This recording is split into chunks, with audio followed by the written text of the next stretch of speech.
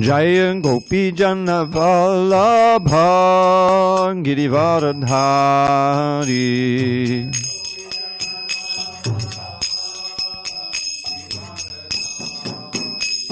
Yashodanandana Braja Jana Ranjana Yashodanandana Braja Jana Ranjana Yamuna Tira Vanachari Yamuna Tira Vanachari Jaya Radha Madhava Kunja Bihari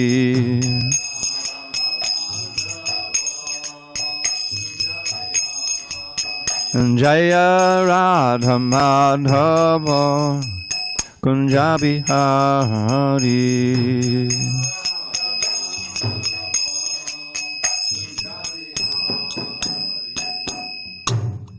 Jai Om Vishnupad Paramahansa Paravajakacharya Ashtotar That Sri Srimad His Divine Grace Srila A.C. Bhakti Vedanta Swami Prabhupada Ki Jai ISKCON BBT Founder Acharya Srila Prabhupada Ki Jai Jai Om Vishnupad Paramahansa Paravajakacharya Ashtotar That Sri Srimad His Divine Grace Srila Bhakti Siddhanta Saraswati Thakur Ki Jai Ananda Koti Vaishnavinda Ki Jai Namacharya Srila Haridas Thakur Ki Jai Srimad Bhagavatam Ki Jai Grantaraj Srimad Bhagavatam Ki Jai Samaveda Bhaktivinda Ki Jai All glories to the assembled devotees. All glories to the assembled devotees. All glories to the assembled devotees. All glory to Shri Guru and Gauranga.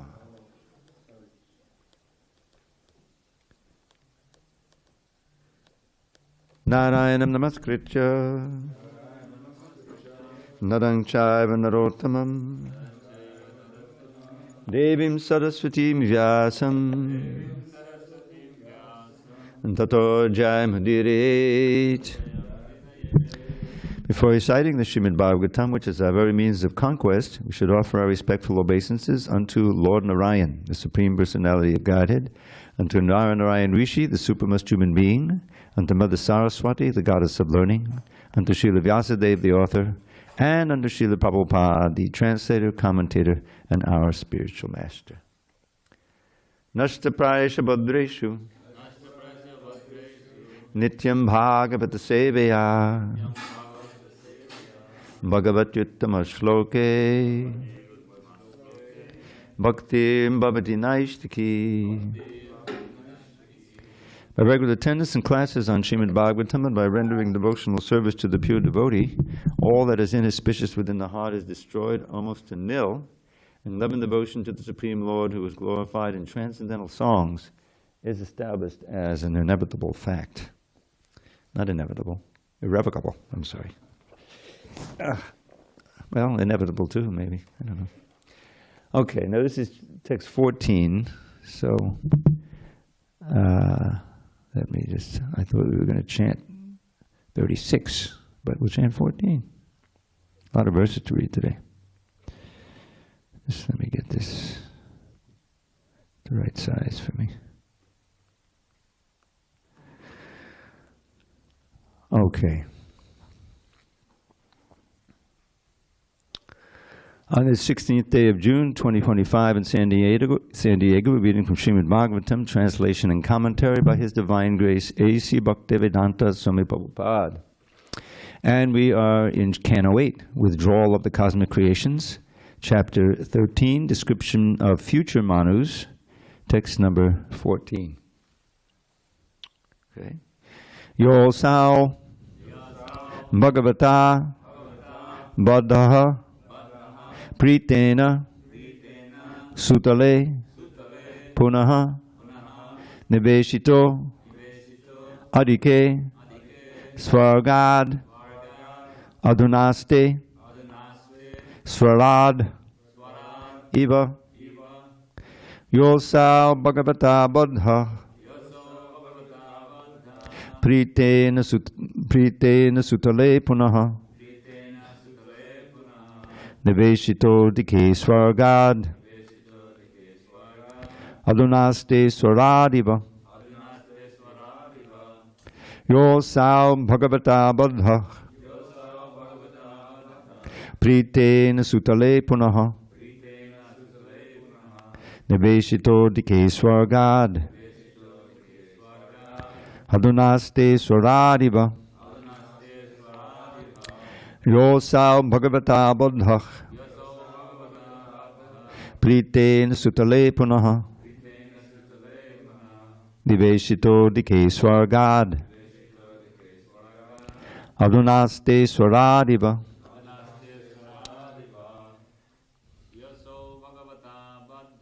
Yosau Bhagavata Buddha Pritena Sutale Punaha Niveshito Dike Svargad Adunaste Swaradiva Yosau Bhagavata Buddha Pritena Sutale Punaha Niveshito Dike Svargad Adunaste Swaradiva Yosau Bhagavata Buddha Pritena Sutale Punaha Niveshito Dike Svargad Adunaste Swaradiva Yosau Bhagavata Buddha Pritena Sutale Punaha Niveshito Dike Svargad Adunaste Swaradiva. Anyone online? Yosau Bhagavata Buddha Yosau Bhagavata Buddha Pritena Sutale Punaha Pritena Sutale Punaha Niveshito Dike Svargad Niveshito Dike Svargad Adunaste Swaradiva Adunaste Swaradiva. Okay, word by words. Yaha Bali Mahārāja Asau He Bhagavata by the personality of Godhead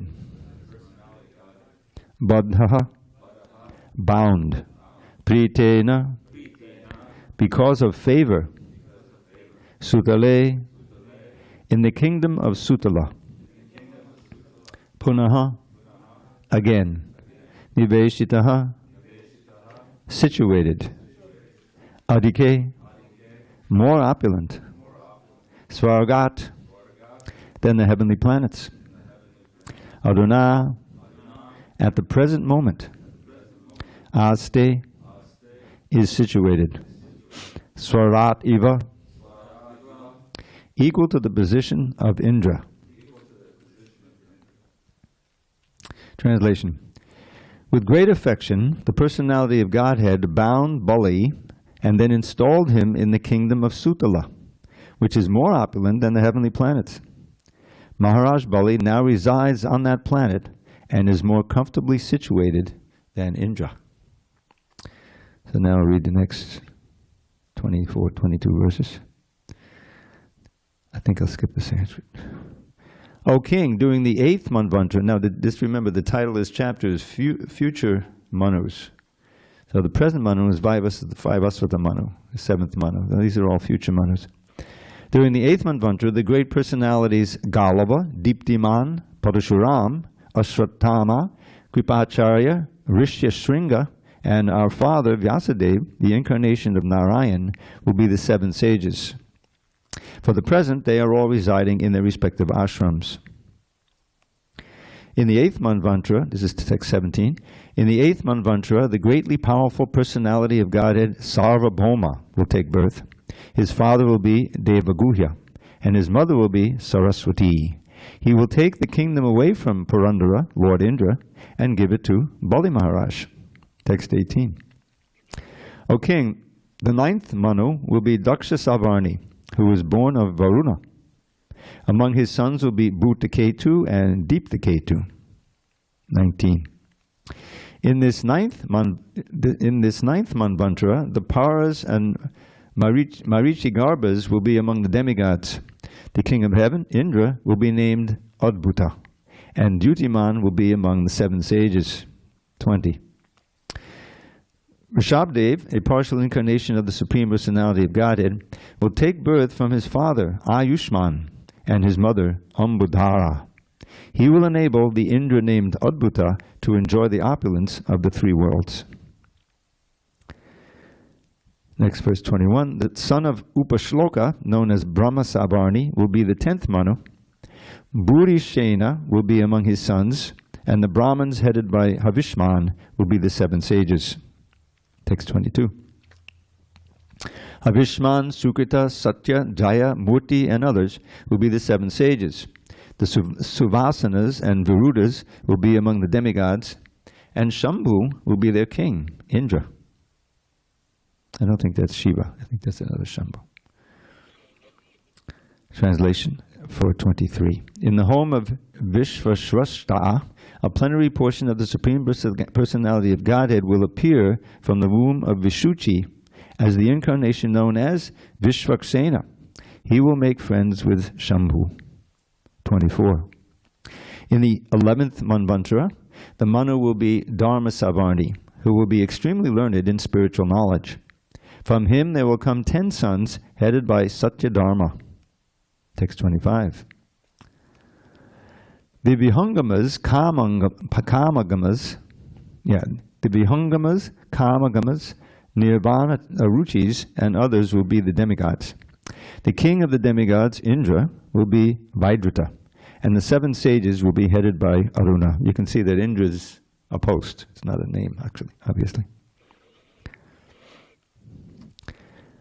Text 26. The son of Aryaka, known as Dharmasetu, a partial incarnation of the Supreme Personality of Godhead, will appear from the womb of Vaidrita, the wife of Aryaka, and will rule the three worlds. Text 27. O king, the 12th Manu will be named Rudra Savarni. Devavan, Upadeva, and Devashreshta will be among his sons. Text 28.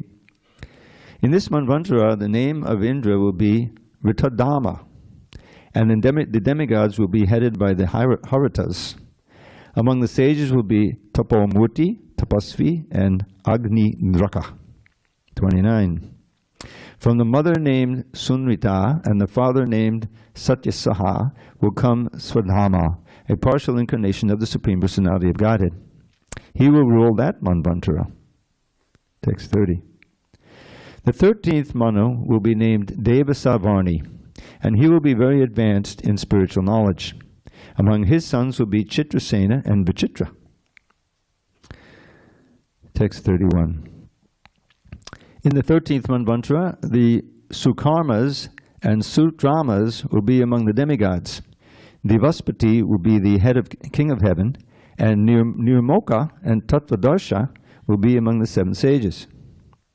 Text 32.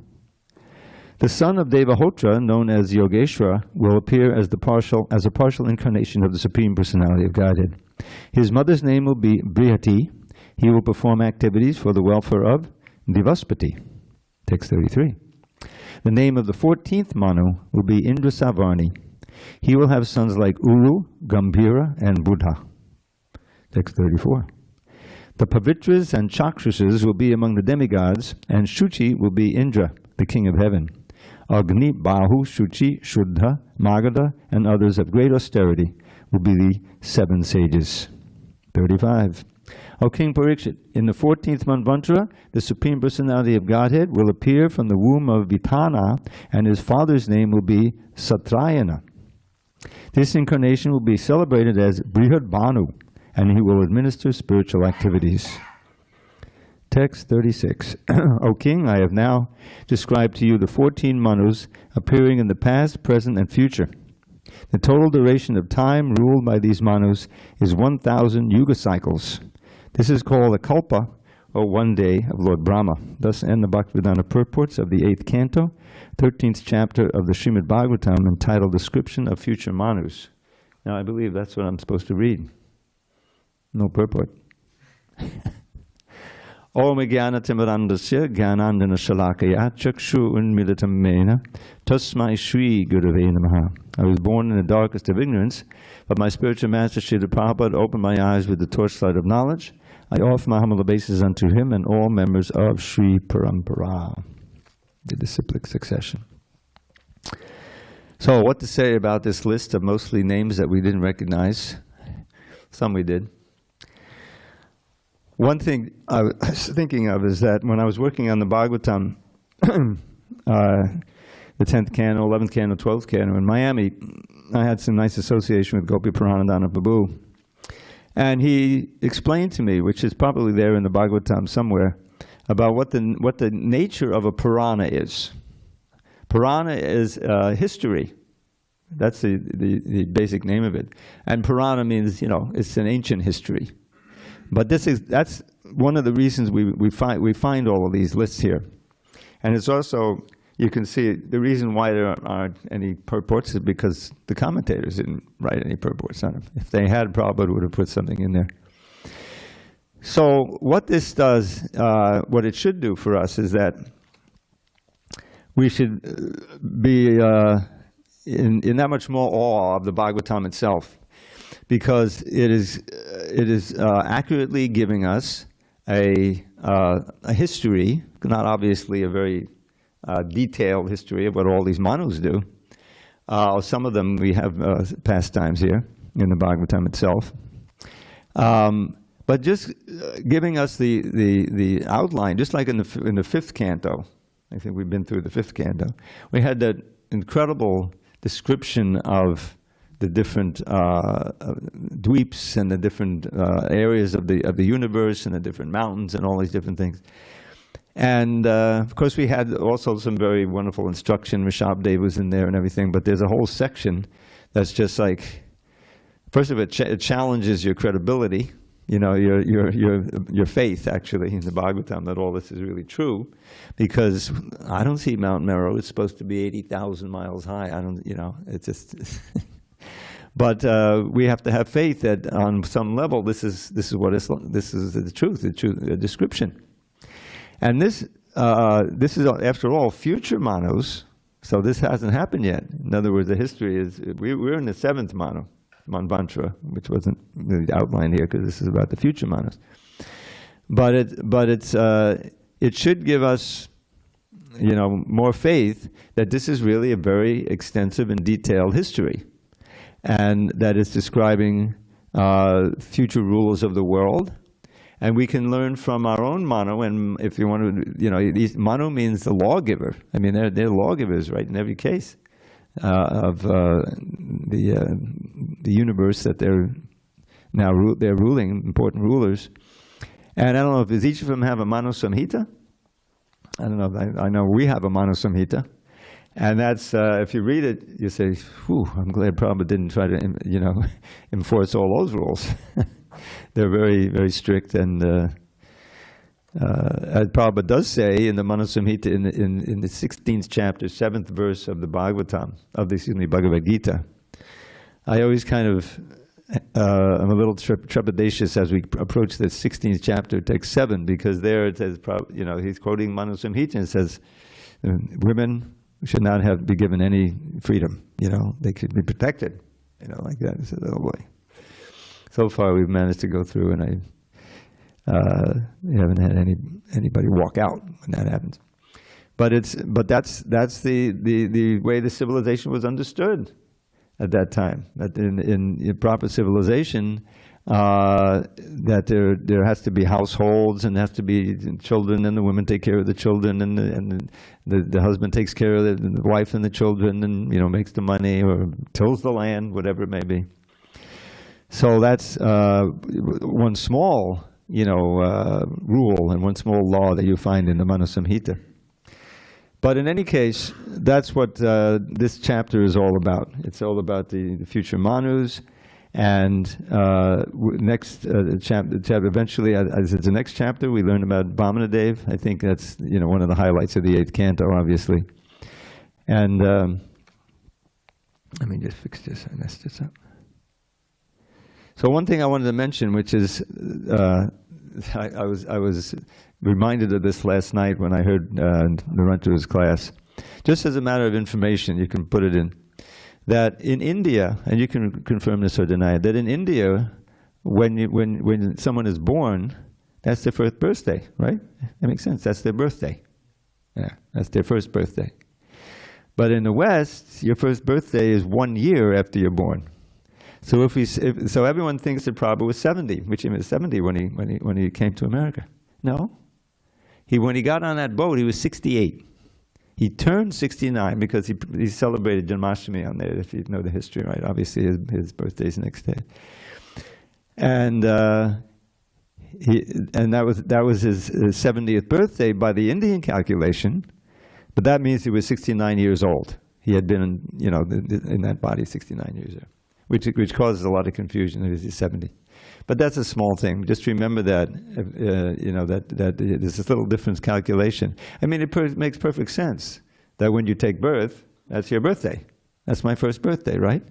But if you apply that in the West, then you're 1 year 1 year ahead. Isn't it?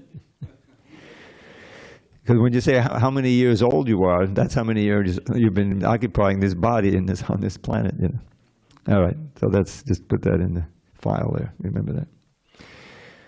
Okay, so I'm not really sure what more we can say about this chapter. There wasn't, I didn't hit a purport. So, is it going to be the end of the world, or at least my world, if I start reading the next chapter? Go ahead. Oh, get the mic.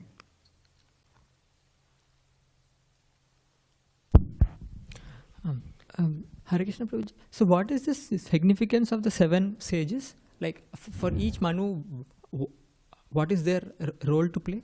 The 7 sages. Yeah. I don't know. I mean, specifically, do they travel and preach? Do they preach Krishna consciousness?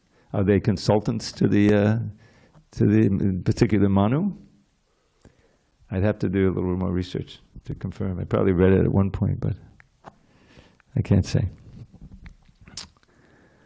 All right, I'm going forward. The System of Universal Management, Chapter 14.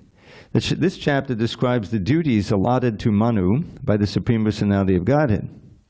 All the Manus, as well as their sons, the sages, the demigods, and the Indras, act under the orders of the various incarnations of the Supreme Personality of Godhead. Okay, just before I go on, just in case I forget. There's the Manus, and then there's the Manvantara avatars. The Manus are, I don't know if they're ever Vishnu Tattva, but the avatars often are, mostly are. Like you find, I think the Manvantara avatar for, I guess it's the next month. Does Vamana come in this Manvantara? Or next one? I think he comes in the next one. Anyway, he's the avatar for that. He's the Manvantara avatar. So Manvantaras are generally Vishnu Tattva, and they're specifically aiding the Manu in ruling the universe. They work with them, you see. But they shouldn't be confused. The Manus are not the Manvantara avatars, just to let you know. All right. All the Manus, as well as their sons, sages, demigods, and the Indras, act under the orders of the various incarnations of the Supreme Personality of Godhead. At the end of every Chatur Yuga, consisting of Satya Yuga, Dwapara Yuga, Treta Yuga, and Kali Yuga, the sages, acting under the orders of the Supreme Personality of Godhead, distribute the Vedic knowledge and thus reinstate eternal religious principles. Maybe that's the sages, maybe that's the 7 sages. Manu's duty is to reestablish the system of religion. Manu's sons execute Manu's orders, and thus the entire universe is maintained by Manu and his descendants. The Indras are various rulers of the heavenly planets. Now, it was obvious from reading that passage that Indra is a post, is the president. Then you say what his name is, who it is. Indra is, Manus, okay. The Indras are various rulers of the heavenly planets. Assisted by the demigods, they rule the three worlds. The Supreme Personality of Godhead also appears as incarnations in different yugas. He appears as Sanaka, Sanatan, Yajnavalkya, Dattatreya, and others, and thus he gives instructions in spiritual knowledge. So this is obviously Vaish, Satya Vaish. Sanaka is not Vishnu Tattva. Yeah. So Sanaka, Sanatan means the four Kumaras. Yajnavalkya, Dattatreya, and others, and thus he gives, through them, instructions in spiritual knowledge, prescribed duties, principles of mystic yoga, and so on. As Marichi and others, he creates progeny. As the king, he punishes the miscreants, and in the form of time, he annihilates the creation. One may argue, quote, if the all-powerful Supreme Personality of Godhead can do anything simply by his will, why has he arranged for so many personalities to manage? Close quote. How and why he does this cannot be understood by those who are under the clutches of Maya. So I guess it will be revealed as we become more Krishna conscious. All right, text 1. Hope we get to a purport soon. Translation. Mahārāja Parikshit inquired, O most opulent Shukadeva Goswami, please explain to me how Manu and the others in each Manvantara are engaged in their respective duties, and by whose order they are so arranged. Just to reiterate, Manvantara is the period in which a Manu rules. That's a Manvantara. No purport. Text 2. Shukadeva Goswami said, the Manus, the sons of Manu, the great sages, the Indras, and all the demigods, O king, are appointed by the Supreme Personality of Godhead in his various incarnations, such as Yajna. 3. O king, I have already described to you the various incarnations of the Lord, such as Yajna. The Manus and others are chosen by these incarnations, under whose direction they conduct the universal affairs. Well, the purport simply reiterates what just was said in the Manus execute the orders of the Supreme Personality of Godhead in his various incarnations. Okay, we'll go on. Text 4. At the end of every, here's the purport. At the end of every 4 yugas, the great saintly persons, upon seeing that the eternal occupational duties of mankind have been misused, re-establish the principles of religion. Purport. In this verse, the words Dharma and Sanatana are very important. Sanatan means eternal, and Dharma means occupational duties. From Satya Yuga to Kali Yuga, the principles of religion and occupational duty gradually deteriorate. In Satya Yuga, the religious principles are observed in full without deviation. In Treta Yuga, however, these principles are somewhat neglected, and only 3/4 of the religious duties continue. In Dwapara Yuga, only half of the religious principles continue, and in Kali Yuga, only 1/4 of the religious principles, which gradually disappear. At the end of Kali Yuga, the principles of religion or the occupational duties of humanity are almost lost.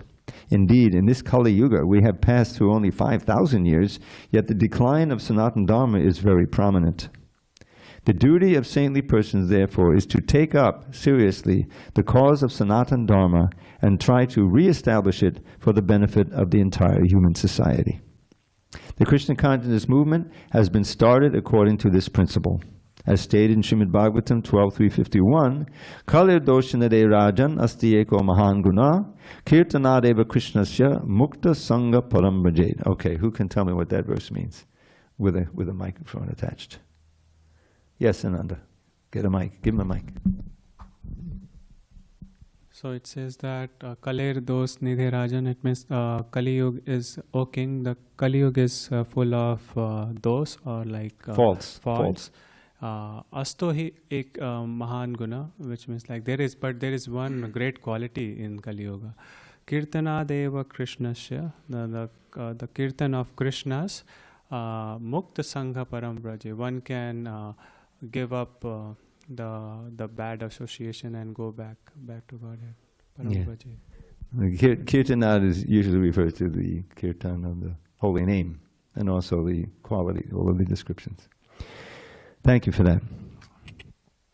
The entire, and Prabhupada explains it, the entire Kali Yuga is full of faults. It is like an unlimited ocean of faults. But the Krishna consciousness movement is very authorized. Therefore, following in the footsteps of Sri Chaitanya Mahaprabhu, who 500 years ago inaugurated the movement of Sankirtan, Krishna Kirtan, we are trying to introduce this movement according to superior orders all over the world. Now, if the inaugurators of this movement strictly follow the regulative principles and spread this movement for the benefit of all human society, they will certainly usher in a new way of life by re-establishing Sanatana Dharma, the eternal occupational duties of humanity. The eternal occupational duty of the human being is to serve Krishna. Jivera Swarupoi Krishnera Nityadas. This is the purport of Sanatana Dharma. Sanatan means Nitya, or eternal, and Krishna Das means servant of Krishna. Nitya Krishna Das. So this is quoting from the half a verse that he quoted from Lord Chaitanya's teaching to Sanatana Goswami. The eternal occupational duty of the human being is to serve Krishna. This is the sum and substance of the Krishna consciousness movement. Okay, Om Jnana Timirandasya Jnanandjana Salakaya Chakshu Unmilitam Mena Tasmai Shri Gurave Namaha. I was born in the darkest of ignorance, but my spiritual master, Srila Prabhupada, opened my eyes with the torchlight of knowledge. I offer my humble obeisance unto him and all members of Sri Parampara. So, back to Dharma. Bhagavatam begins with this concern about Dharma, right? Dharma projitakaita votra. In this, the second verse of the whole Bhagavatam. In this scripture, all cheating dharmas are thrown out, are thrown away, far away. Dharma projitakaita votra padamoni matsaranam satam beja. So, therefore, the Vedic culture is very concerned with Dharma. We know the Bhagavad Gita is really kind of pivots on that. When Arjun, he's arguing against fighting. He doesn't want to fight because he doesn't want to kill Bhishma Dev and Dronacharya and so many other friends and relatives. And he's arguing that will be adharmic. I will be the cause of so much adharma in the world. You know, the men will all be killed, and the women will be unprotected. It'll be Varna Sankara. The Shraddha ceremonies won't be done, and the Pitris will be, you know, disappointed, and all kinds of confusion. And I'll be the cause of it. I'll suffer so much bad karma, and so forth. So I'm going to just go and be a mendicant. Right? That was his argument. But he didn't actually leave. He didn't do that.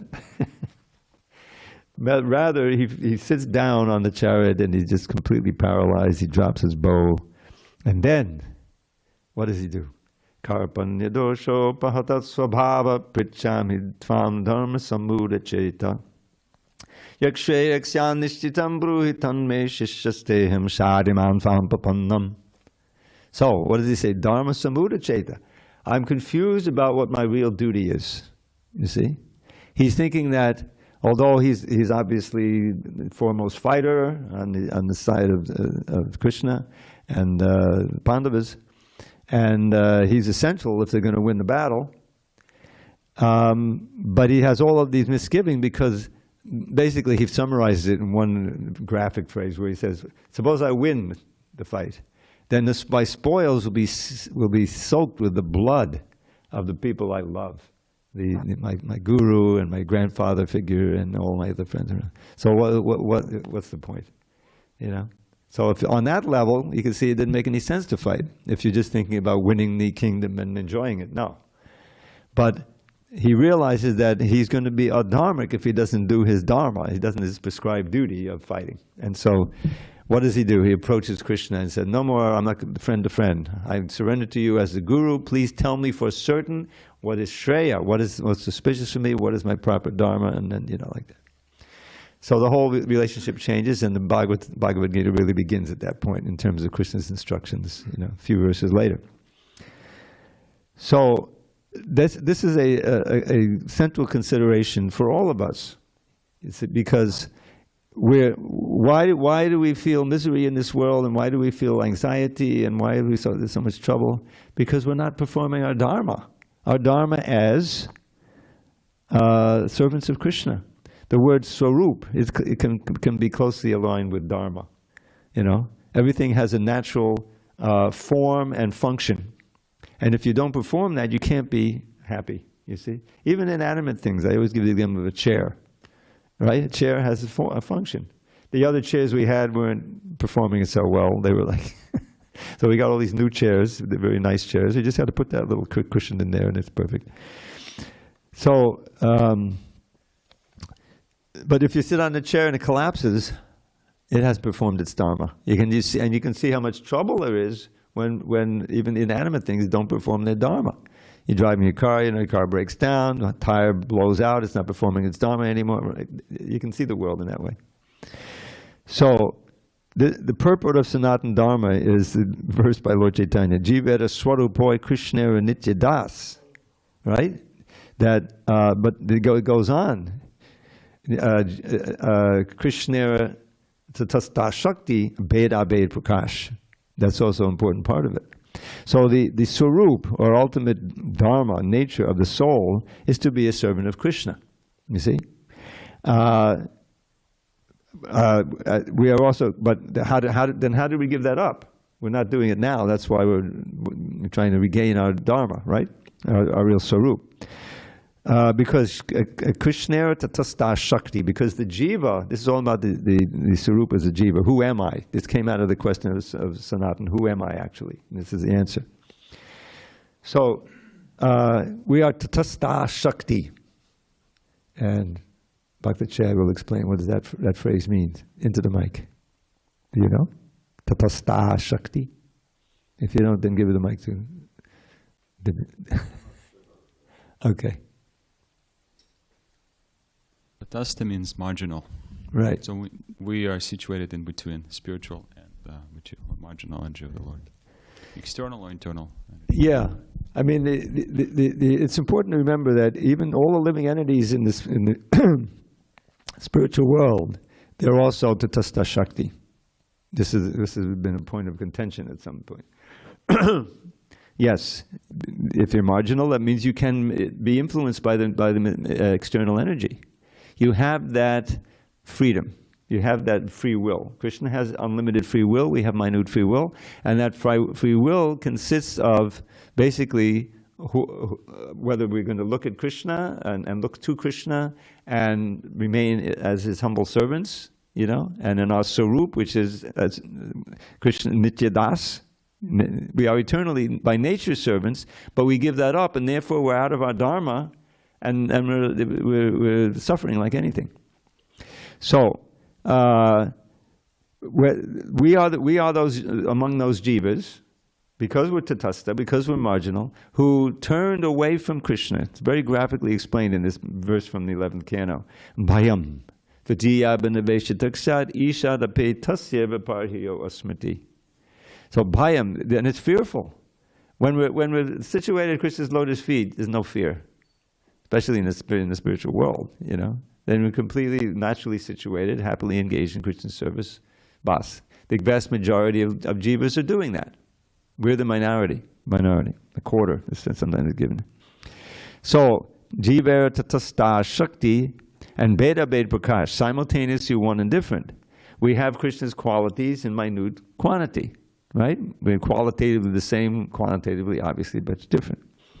So because we're eternally Tatasta Shakti, we eternally have to reaffirm our turning toward Krishna and taking our cue from him what to do. What does he want? What is his plan right now? And then to serve him in that. Now in this material world, we're trying to get back there, but we have a mission to perform. Two missions, actually, to become Krishna conscious and to give Krishna conscious to others. If we don't have our own desire to become Krishna conscious, we can't convince others to do it. But if we're sincerely trying and we're experiencing some of the benefits, and you know we're learning the philosophy nicely, then we can perform the most dear service to Krishna, which he says in the Bhagavad Gita, which is to try to give Krishna consciousness to others. And a perfect example is Srila Prabhupada, sacrificing all his comfort, his security. He could have simply stayed in Radha Damodar in order to take this great risk, getting on the boat at age 68, and risking everything, and not just once, but flying all over the world, and getting up in the middle of the night, sacrificing it all the times, just out of that being the agency of Krishna, the agent of Krishna to give his mercy, give Lord Chaitanya's mercy to others. It's very inspiring when you think about it. And what he asked us to do the same in whatever portion we can, sincerely. So that, and when you do that, then you feel, oh, now I'm situated right. See? Now you can become tolerant for so many things, you know, being in a position of not very much material opulence and comfort, you know, so much thing. But if you're really, you know, enthusiastically serving the lotus feet of your Guru and Krishna, and you see the results, people are becoming Krishna conscious, they're responding, then there's a joy there and happiness that's not dependent on anything material, right? So that's, this is the purport of Sanatan Dharma. Sanatan means Nitya, eternal, and Krishna Das. This is a Jiva, so Krishna era Nitya Das. Krishna means servant of Krishna, the eternal occupational duty of the human beings to serve Krishna. This is the sum and substance of the Krishna consciousness movement. So that's very wonderful. We should, you know, and this is such a wonderful purport after, you know, all of these lists. Well, this is what the whole point is that the Manus, they set the Dharma, they write it down, they have their Samhita, you know, we have a Manu Samhita. And the authorities and they themselves and the Manvantara avatars who are helping them, they try to enforce and to spread this Dharma as well. So it's all it's simply you know, and it's interesting that Prabhupada quotes this verse Kalir Dosha Nide Rajan, because there's really no other way, right? There's that famous verse, Harinama, Harinama, Harinama Kevalam Kalo Nasteva, Nasteva, Nasteva Gatiranyata, right? There's no question about what he's saying. In this age of Kali, there's no other way, no other way, no other but chanting the holy names of the Lord. That is the supreme Dharma for the age. And it's kind of been empowered by Lord Chaitanya Mahaprabhu, who is, so that if someone takes part in it, and the wonderful thing about it is that there's no hard and fast rules about who or who cannot take part. Everybody's invited. Everybody's invited to come, right? But of course we have our, what did we used to have?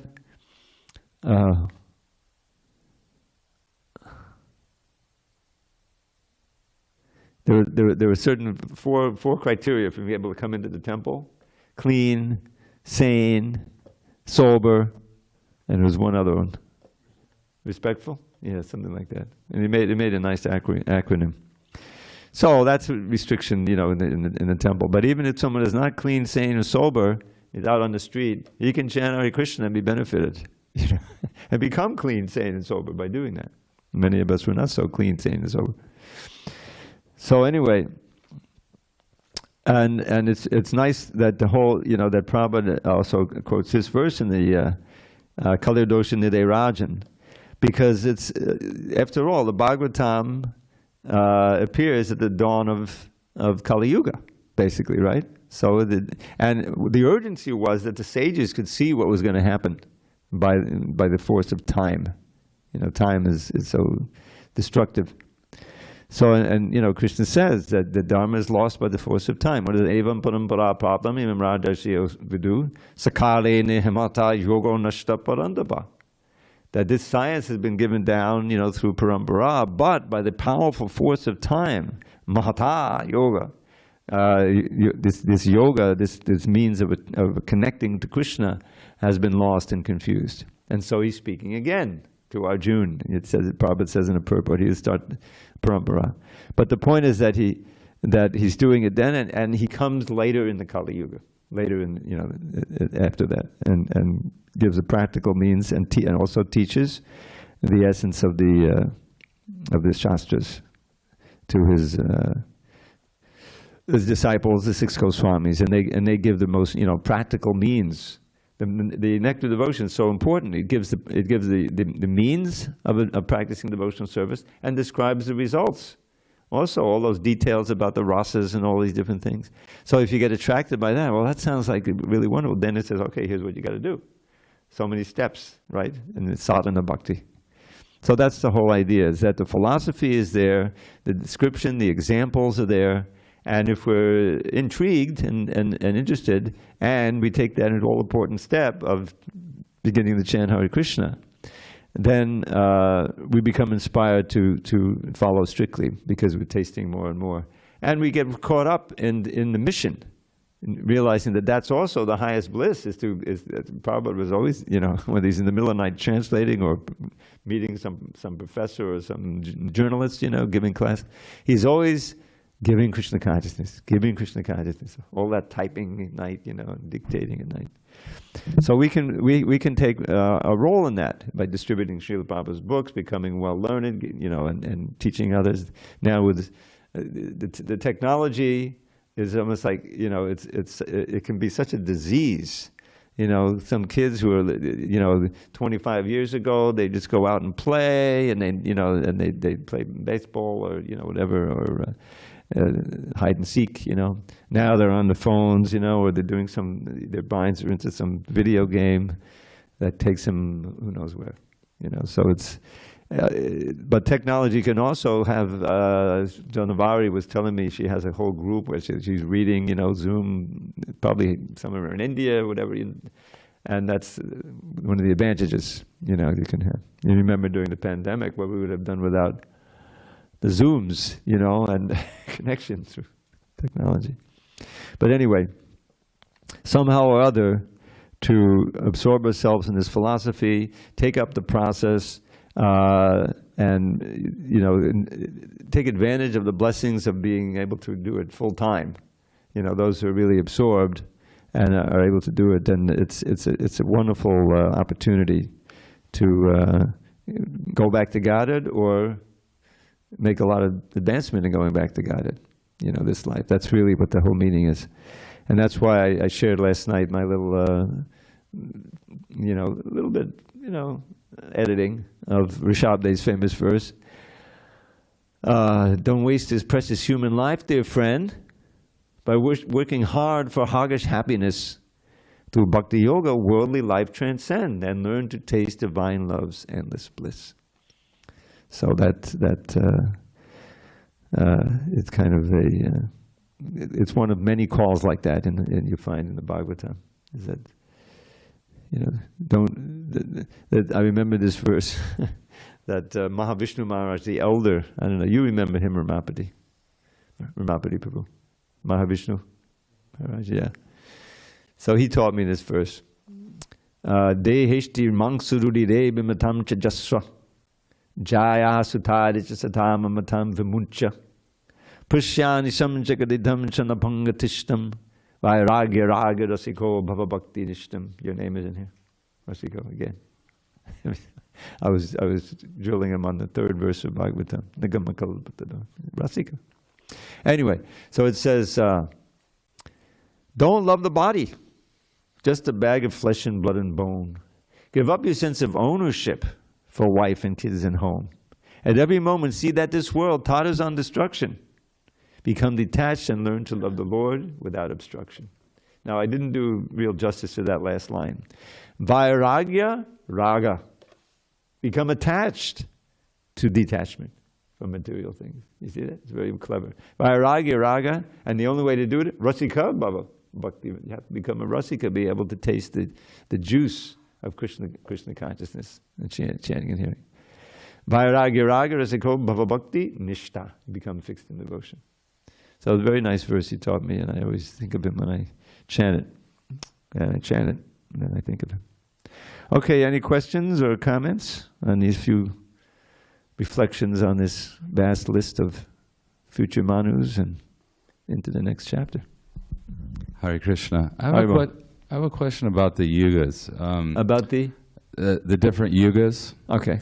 The transition between, say, Dwapara Yuga and Kali Yuga, the ages change, right? How long you can live. From 1,000 to, say, 100. Yeah. There's got to be some kind of transition into that, right? Do you know anything about that? I don't recall reading anything about that. You mean like as soon as, okay, Kali Yuga, time's up. You're over 100, bye. Yeah, Hare Krishna. Yeah, it's, there is a transition, obviously, And there are places, there are places on this earth where people, due to their diet and lifestyle or whatever, live a lot longer than normal. Where, you know, a lot of people live to 100.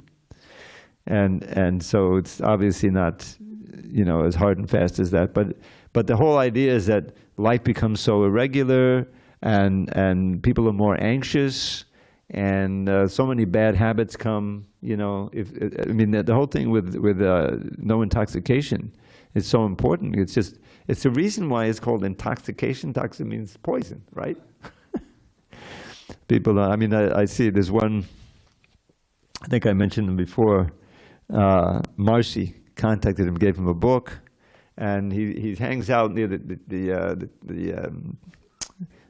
big churches up here, you know. And one of those churches had one of those little boxes where you can put books in there, you know, and others, or you can borrow a book out. So he got the book and he read it and he put it in there because he wanted some others to get advantage of it. But then he thought, well, maybe I want to read it again. He looked and it's gone, you know, so he was disappointed. So I always say good morning to everybody. And he stopped me one day. Sometimes people don't say good morning. Mostly they say good morning. And he said, oh, you know, I told Marcy came by, and I told her that you're taking a walk up here. And she said, because she's, I think, still attending the class on Zoom all these years. After the pandemic, she stopped coming, and then, you know, she's become a preacher. She buys books and distributes them like anything. So he was receptive. She gave him a small book. So she said that I was her teacher, and so you know, he was open, you know. So I gave him a little encouragement. Said, all right, I'm going to replace the books, and I think I gave him a few more, some little books, you know, the next day or the day after. So anyway, we have a nice relationship, and every time I see him, I say, oh, John, his name is John. He says, good morning, Hare Krishna, you know, and he usually puts his cigarette down. Poor guy has a cigarette. He's always into cigarette. And he says, oh, Hare Krishna, you know, like that. So I'm not sure why I got off on that, but it just shows that, you know, Krishna consciousness is so universal. And someone, you know, who is sincere, like, you know, Marcy's sincere if she's anything, you know. And I've seen it. I saw her in Sprouts one time talking to one of the guys who was putting the, you know, the lettuce and everything out there, and he took a book, you know, and everything. So that she gives them out free. So it's wonderful to see, you know. And then I'll tell you, she used to come on Sundays, but she didn't stay for the kirtan, you know, or maybe she came only for the class and didn't come. But now she comes early and she's in the kirtan, you know, and she's up there in front and she has friends and everything. So it's very wonderful to see. And that's what life is all about. To try to, you know, give as much as you can, as much time, as much energy, to being Krishna conscious, following strictly, and giving others. Try to inspire others. And if you're really Krishna conscious, they'll see, you know, they'll be more receptive because you'll have potency. But I don't know about that age. I don't think we have to worry about it.